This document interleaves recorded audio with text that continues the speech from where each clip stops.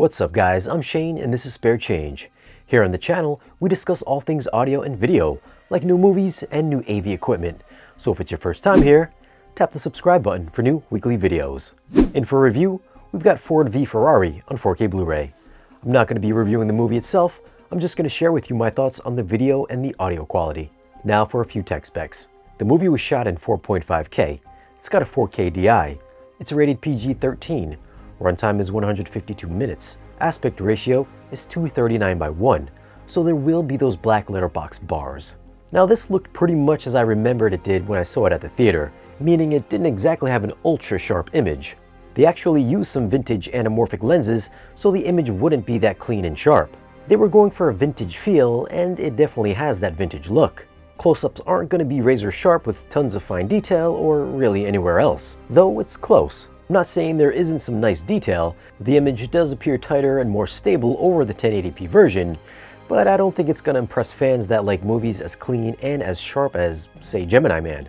What I really enjoyed was the HDR usage. I found colors to have a pleasing amount of saturation with smooth, clean color transitions. The raceway conversation in Chapter 21 is one of the best looking scenes in the movie.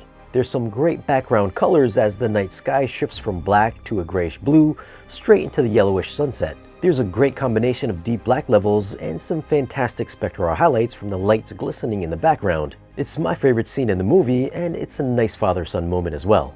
So yeah, colors I thought were great, and black levels gave some very nice contrast to the image, creating excellent separation with improved definition. As I mentioned, you'll see some awesome peak highlights from headlights, the sun cascading through the sky, and the occasional explosion, so you will be squinting here and there. If this were a beauty pageant, we just lost.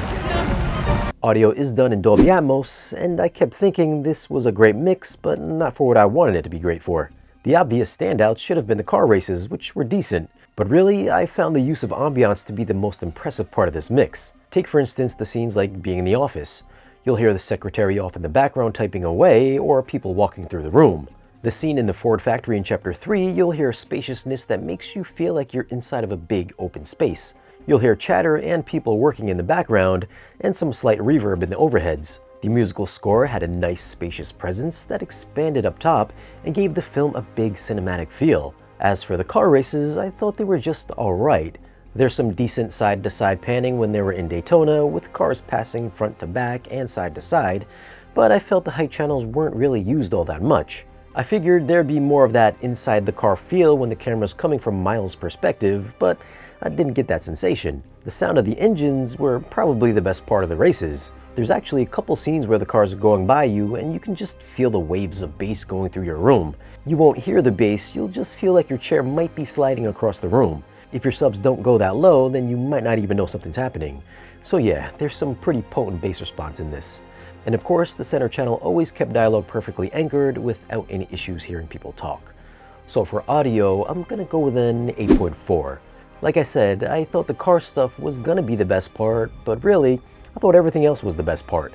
There's great ambiance with a generous soundstage that's very detailed. Bass response will have your subs working very hard. For video, I'm gonna go with an 8.2. If you're expecting a 4K crispy transfer, well, you're not gonna get it. It's got a very film-like cinematic feel with some really great HDR. It's not the Aquaman type of HDR, but it is still rich, has some very good shadow detail, and some eye-popping highlights. So the question is this movie worth a purchase? I doubt it's going to wow anyone with its transfer, but as a movie itself, I thought it was a really great watch, if not a bit tragic, and just an overall good film.